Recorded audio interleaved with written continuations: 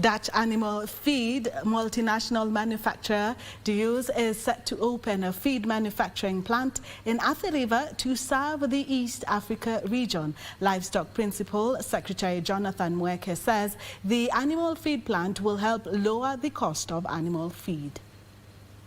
Kenya is set to host the fourth animal feed multinational, the Heus processing plant in the continent. The Heus has started construction of an ultra-modern animal feed plant in Athi River, Machakos County, that will serve the larger East African region. We see great prospects for our company and for animal livestock feeding in Kenya in particular. Livestock Principal Secretary Jonathan Mueke says the facility will not only create employment, but also reduce the cost of animal feed. We understand under this era of economic transformation, only the investors in the private sector are going to be able to create wealth.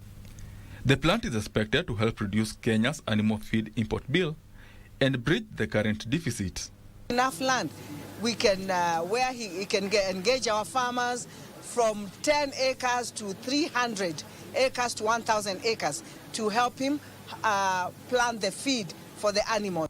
Kenya is facing a 60% animal feed shortage that has prompted extension of importation of duty-free animal feed to August this year. The issue of animal feed has been an issue for such farmers also to take advantage of the duty waivers that we give to farmers or to traders that want to bring animal feed or ingredients that make animal feed, like the soya, the cotton, the yellow beans, because we have given a duty waiver.